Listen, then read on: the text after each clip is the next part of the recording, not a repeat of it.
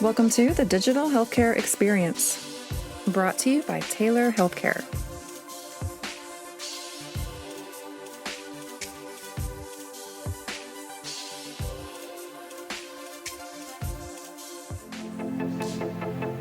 Subscribe now and stay on the forefront of the digital healthcare revolution. Hello and welcome to the Digital Healthcare Experience podcast presented by Taylor Healthcare. I'm your host, Chris Civitarice, and today we're joined by Rebecca Cady, Vice President and Chief Risk Officer and Deputy General Counsel at Children's National Hospital in Washington, D.C. Rebecca also serves as a director on the board of the D.C. Bar and is a distinguished fellow and past president of ASHRM, the American Society for Healthcare Risk Management. She's won several industry awards, holds numerous professional certifications, and has published extensively in the area of nursing and the law. Welcome, Rebecca. It's great to have you on the show. Thanks. I appreciate you having me. So to start, can you give us a little bit about your background and role at Children's National? Sure. So I'm a nurse attorney by background and came in-house to Children's National about 16 years ago after becoming a partner in private practice in a law firm in San Diego. I worked for them from the time of my graduation from law school until I came in-house here at Children's. And so did healthcare law and malpractice defense for doctors and nurses in hospitals back then. Came in-house at Children's about 16 years ago. And as the Chief Risk Officer, I'm responsible for enterprise risk management, clinical risk management, risk financing, and, big focus on cyber and cyber coverage for us. That's fantastic. And I know today we're going to be talking a lot about cybersecurity through a risk management lens. And so I'm hoping let's set the stage a little bit. And if you can, talk to us about the evolution of the captive insurance in healthcare and how it's helped hospitals navigate these challenging markets. Sure. So captives initially started back in I believe it was the 1980s when there was what we refer to as the medical malpractice crisis. So at that point in time, organizations couldn't buy malpractice insurance. It was either not being underwritten or it was just cost prohibitive and organizations couldn't afford it. And so creative, clever people came up with the notion of a captive insurance company to allow for the organizations to have a more cost-effective program. And they do that in a couple of ways. So, the initial sort of self-insured layer is a layer that you fund through actuarial projections. And it's basically sort of a savings account, if you would, in layperson's terms, for what the organization's deductible would be. And then the captive then allows you to access the excess insurance markets. So these are markets that would never sell you first dollar insurance coverage. First dollar insurance coverage is like what you have for your house or your car or your boat, right? Where you have a small deductible, but above that, the insurance company kicks in. Med-mal insurance is really not like that anymore. It's very rare for people to have first dollar coverage. And so the captive is a vehicle for that, and it allows for more predictability in what your spend is going to be for insurance. And it also allows you to get, in essence, more coverage for less dollars via the excess markets. So that's really been helpful to healthcare. And in fact, these days, most hospitals have a captive and they run their insurance program through that. And as time went on, the captive also became a vehicle for other kinds of coverage. Many organizations put their employee stop loss coverage in that. So that's like the emergency insurance that goes above and beyond your employee health care plan. So that if you have, 10 people that come down with a very expensive condition that needs treating, that it doesn't adversely impact the hospital's finances. Some people actually are putting cyber in their captive now and things like workers' comp and D&O insurance. So it's a very flexible vehicle that allows you to appropriately manage your insurance spend. It's really interesting. I didn't realize actually that captives were being used across such a broad spectrum. So that's pretty fascinating, actually. They are. It really depends on the organization's comfort. I think one of the advantages of putting things into a captive is it can add another layer of management attention to the problem so that you have a board of directors that runs your captive, and that board, every time you meet, will be asking you about what's the organization doing to manage this risk. And so it enables you to provide a very focused look at how is the organization managing, for example, cyber risk. And those boards are sometimes able to ask a little more probing questions and put a little bit more attention on the question of the mitigation and what resources are necessary than sometimes a parent board can, which is looking at all kinds of things. Their schedules are very packed and their attention is much more diffused over the many risk issues that impact an organization. It's really interesting, and obviously, the cybersecurity has been in the news. Of course, it feels like every day there's another organization that's been affected by something in this space, and certainly the healthcare industry itself faces some unique risks and challenges. I'm hoping you can tell us a little bit about your perspective on the risks, challenges that we're facing in healthcare today, and also why it's so critical for healthcare organizations to have a good strategy in terms of investing in cyber coverage. Sure. So obviously healthcare is a highly, highly regulated industry, and our regulators are paying more attention to what are we doing to make ourselves a harder target in terms of cyber attacks. And they're starting to implement some more sort of like teeth into their requirements and things that we're going to be held accountable for doing. So we want to make sure that we're top of our game. We're also uniquely positioned, I would say maybe healthcare and the transportation industry in terms of, for example, the airlines or trains or any kind of public transport. We have unique risks in that people will get hurt if there's a bad cyber event in healthcare. We've already seen a couple of malpractice suits come out of instances where organizations were undergoing cyber attacks. There was a labor and delivery case having to do with monitoring of the baby during labor. So uniquely, I think to a very few industries, healthcare probably being the most impacted. If things go wrong here and we don't manage it well, somebody may get hurt. And so we take that responsibility and that risk very seriously. Also in healthcare, we have very narrow margins. Right. Organizations don't have a lot of money to spend on the loss of profit that will come if you've got a ransomware attack and you can't do business and you can't send out bills. And also, there's the aspect of potential litigation. So because of the narrow margins, healthcare organizations really have to be top of their game for all these different reasons: patient harm, regulatory focus, and the potential for financial impact. Yeah, that's really interesting. And I mean, obviously, we saw this firsthand, a few months ago with Change Healthcare, and the point about the narrow margins in healthcare is really interesting, given the fact that several days, several weeks of impact from a cybersecurity event. I mean, that could really potentially be the difference between sort of being in the black and in the red for any given healthcare organization. Is that fair? Yeah.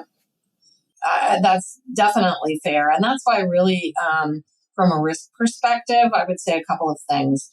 First of all, your cyber insurance coverage is important from a financial standpoint. But one of the other benefits that it offers is most cyber policies these days include breach response services, right, which are key, so that you're not having to go find vendors who can do the kinds of things that you need them to do. You're not having to negotiate rates and worried about getting gouged because you're in the middle of an emergency. So the breach response services are really important and impactful to your organization. So that's why having good coverage in place and making sure you understand what those benefits of that coverage are. The second piece of that is really you have to couple this with a couple of other things. First of all, your organization needs to devote appropriate resources to your IT security infrastructure, because either they're going to spend the money on that now or they're going to spend the money later if something happens and there's a breach. So really it's better to be proactive and get things into place, because as time goes on, there will be fewer organizations that have vulnerable systems. And so then really the standard of care will become very clear that you need to do X and Y and Z, and it will make it much more difficult to defend a case if something bad happens to a patient. Yeah. The third piece of this, though, has to be business continuity planning. So do you have a line of credit available that you could tap if you're not able to drop bills and collect revenue? I think currently any organization should be planning for at least a month, if not something like 3 or 4 months where they're not quite fully back up and running. Because we've seen that in the healthcare breaches that have occurred in the last couple of years, they have taken considerable amount of time to resolve. So you really need to drill your business continuity, and it should be throughout your organization. Identify your critical functions, figure out how you're going to get things done without your internet services and without your network services, and then drill it, because unless people, a continuity plan is great, but if it sits on the shelf and people don't actually know what to do when something happens, then that's not going to help the organization. Absolutely. So those are the big things that I'd be thinking about. Makes perfect sense. And I want to go back to what you talked about in terms of sort of making that investment in those cybersecurity measures. Obviously, in healthcare, a board, a leadership team will be, looking at projects sort of across a really broad spectrum. Everything from, patient care, the next MRI machine, take your pick. How do you make the case for spending on cybersecurity measures up against all the different priorities and slim margins that healthcare is dealing with? Well, I think one simply needs to read about the events that have happened in the last few years and look at the staggering amount of cost of those events. So the average data breach costs something around almost $9.5 million. And so you think about, if you put off putting the resources into your IT infrastructure to make yourself a harder target, if you don't pay that money now, you're going to pay it later in terms of the cost of your data breach. And I think that's a rather conservative amount. Organizations who are shut down for 30 or more days in terms of being able to drop bills and see patients, there's a loss of revenue, there's a loss of employee productivity, and then you've got the potential for malpractice lawsuits from patients. And as we know, in today's era of excessive and really unsupportable high verdicts, those can be game changers in terms of an organization's ultimate financial health and survivability. Clearly, the cost of a cyber event is going to far outpace costs that you're going to have to put in place in terms of your infrastructure. And I think some of the most simple things you can do is really focus on employee awareness and training. So here's an example. If you're talking about a ransomware attack, at a very basic level, your first priority is to keep your healthy devices off the network and get your infected devices off the network, right? So if somebody is at their computer and they get a ransomware message, you want to make sure that they know exactly what to do and that they don't really have to think about it. And we were having a meeting about this several years ago, and one of our senior physicians joked, well, if I ever had a ransomware message pop up on my device, I would just chuck the thing out the window. And we all laughed, and he was sort of joking, but we realized that we needed to really make it dead simple for people to know immediately what to do if they got that message on their computer. And so we were thinking about it, and we said, well, okay, people that work in hospitals are used to codes, right? Like you have a code blue, you have a code red for fire, you have a code silver for an active shooter. We need to make a code for a ransomware attack. And so we did that. And actually, we came up with a code dark, and everybody has a little badge tag for this. And the key part of this is that if you see that message, you get your device off the network. So you either put it into airplane mode or you pull the Ethernet cable out of it. We don't want people shutting their computers down because that might cause it to lose valuable evidence that could help us figure out how to fix the problem. But the key piece is getting your computer off the network so that malware doesn't have a chance to spread to the other parts of the network. Because one of the hardest things about standing your program back up is that every device needs to be looked at and make sure that it's safe and clean from the ransomware. And just in terms of the sheer numbers of devices in any organization and the man hours that it takes to do that, that can be a very big lag time in terms of getting yourself back online as an organization. So the fewer devices that get infected in the first place, the better off you'll be. And it gives your frontline staff something really simple and definitive to do if they have a ransomware note pop up on their computer. Yeah, absolutely. And I know the Wall Street Journal highlighted Children's National for the Code Dark program when you all implemented that. And I think you touched on this a little bit earlier too, in terms of the staff education training, sort of the industry-wide approach to making this so effective, because certainly a ransomware attack can originate, anywhere from like the front lines of clinical care to the back office to the executive suite. So if you can you elaborate a little bit on how you approached and what you believe the best practices are in terms of staff education, and how that's worked so well for Children's National so far? So we have basic education that happens when everybody comes on board. We also have annual training that people are required to complete, and there's a cybersecurity portion of that. But our IT security team does much more than that. They will come out to your staff meetings and have specific discussions with your individual team about the particular risks and worries of your department. There are some departments that are very outward facing. There are some departments that are very inward facing. They've also done a interesting exercise to look at who are the people in the organization that are most heavily targeted with phishing emails. And those individuals get special attention so that they really know how to identify a phishing email, and so that they're hyper aware of the fact that, like, hey, you're the number one person in this organization that gets these emails from these legitimate phishing emails from outside. And it's important for those individuals to know that so that they can understand really that if it looks funny for them, it probably is a bad email. The other thing we do phishing exercises, and we started to recognize the folks who are the first few to report a spam, a phishing test email, and we started to recognize them publicly. We're also very careful to have a non-punitive approach. If people do click on one of the exercise emails, we do have them go through remedial training, but it could happen to anybody, and some of us get hundreds, if not maybe thousands of emails a day. And so during the pace of work, people can let their guard down. And so people are human. They will make mistakes. And so we want to make sure then that we've got backup things in place, that when a human error occurs, we've got ways to catch it and fix it.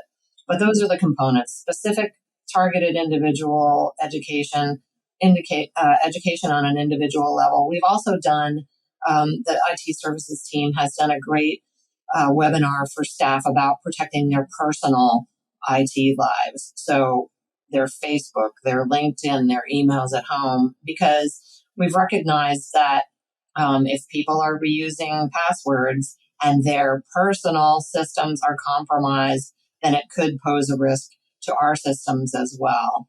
And while we're pretty stringent about, like, hey, please don't use a password that you've used for something else, and we have very complicated password requirements, something could slip through. So having them have a holistic view of their IT security presence, I think, is important for folks to understand. It's just the way one has to carry on, given the current state of the internet and the fact that cybercrime is the biggest industry in the world. I mean, it's so interesting, and that you guys have actually gone through almost like a risk stratification process by role, by title, kind of by department. I don't know that I've heard that from too many health systems or really, in general. I think that seems to be a pretty novel approach to creating this comprehensive strategy around risk management. Well, and I think that's one of the advantages we have where, so our risk team, our compliance team, and our information security team, we all work very closely together to sort of holistically look at this as a problem for the organization. And each of us contributes in terms of how can we think sort of we try really to think of it through a high reliability lens. How do we engineer things so that it's hard to make a mistake? And what do we put into place to catch it quickly if a mistake does happen? Yeah. How about on the purchasing side? Obviously, risk management, insurance departments, that the acquisition side of sort of the insurance needs to be on the same page as well. I'm curious if you can talk a little bit about sort of that purchasing side to cyber insurance and what a successful partnership might look like between the various entities that need to come together to sort of institute it in general and then perpetuate it over time. Sure. So again, we work really closely with our IT security team. And a couple of years ago, when the cyber market was still pretty hard, we decided that we were going to start doing in-person underwriter meetings with the cyber underwriters. And this wasn't something we had really done before. It's pretty standard to do those meetings for medical malpractice coverage, but it wasn't really common, at least among peers that I'm aware of, that they were actually meeting with the cyber underwriters in person and taking our IT security team and so forth. So we started doing that. And we found that it made a profound difference in the amount of coverage we could get for our dollar. And also, it enabled us to have a dialogue. I mean, underwriters are a great resource for organizations.